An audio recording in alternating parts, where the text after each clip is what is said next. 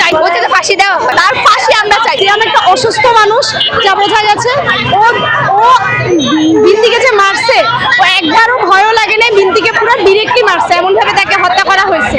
সিয়াম তাকে যদি কয়েক বছর জেলের শাস্তি দেওয়া হয়, তাহলে কোনো লাভ নেই। ওরা একটাই শাস্তি, ওকে ফাঁসি দিতে হবে, নইলে ও আবারও বেড়ে এসে ও আরো বিন্তিকে খুন করবে, যেটা আমরা কেউ চাই না। ও পরিকল্পিতভাবে করে আইছে, এটা ও আগে ছুরি চাকুচা আগে কিনছে, ও পরিকল্পিতভাবে করেছে যে বিন্তিকে ওকে হত্যা করবে।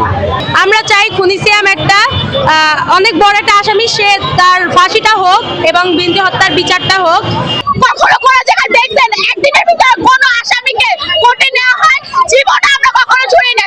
আমরা একমাত্র স্কুল ছাত্রী বলে যে আমাদেরকে মিথ্যা কথা বলে বোমা বোঝানো হচ্ছে, জীবনে না, আমরা কখনো মানবো না।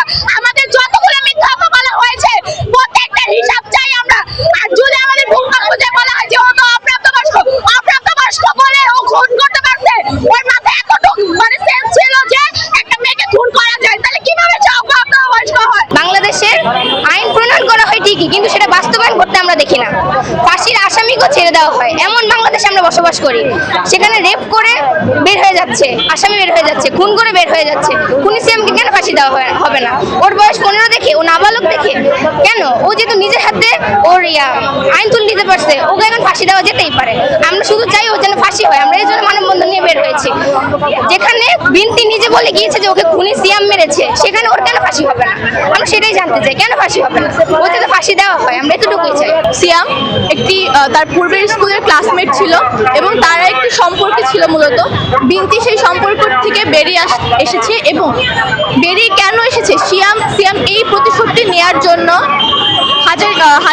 হাজারিবাগের একটি গলিতে বিন্তিকে নিয়ে গিয়ে গুরুতরভাবে ছুরি দিয়ে আঘাত করে এবং তখনই আমাদের বোন বিন্তি সেখানে মারা যায়।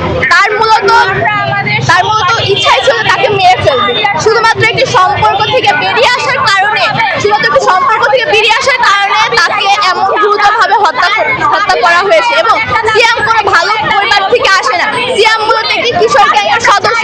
অর্থাৎ আমরা এখানে দেখতে পাচ্ছি বাংলাদেশে কিশোর গ্যাংয়ের যে উৎপাত কতটা বৃদ্ধি পেয়েছে, এবং এমন বৃদ্ধি পেয়েছে যে রাস্তায় সরাসরি মানুষজনের সামনে একটি মেয়েকে ছুরি আঘাত করে মেরে ফেলা হচ্ছে এবং জনগণ সেখানে কোনো কথাই বলছে না।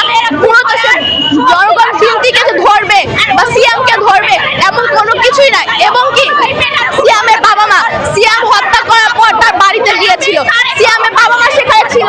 সিয়ামের বাবা মা যদি এতটাই সৎ এতটাই সৎ হতো, তার ছেলে হত্যা করেছে, তাকে ধরে অবশ্যই তাকে থানায় দিয়ে আসা উচিত ছিল। তার বাবা মা সেটাকে লুকিয়েছে। কেন লুকিয়েছে? আমরা চাই সিয়ামের একটি সুষ্ঠু না, তার ফাঁসি আমরা চাই। যতক্ষণ না সিয়ামের ফাঁসি হবে আমরা রাজপথ ছাড়বো না।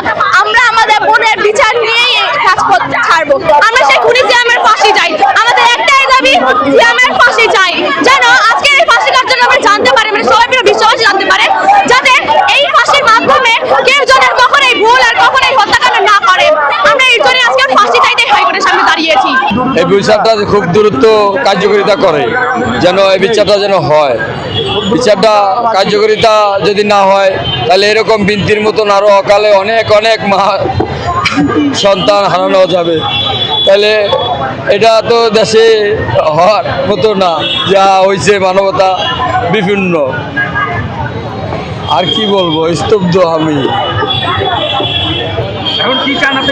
আমি চাই ওর দ্রুত বিচার, ফাঁসি চাই, ও যেন ফাঁসিটা খুব দ্রুত কার্যকর করে।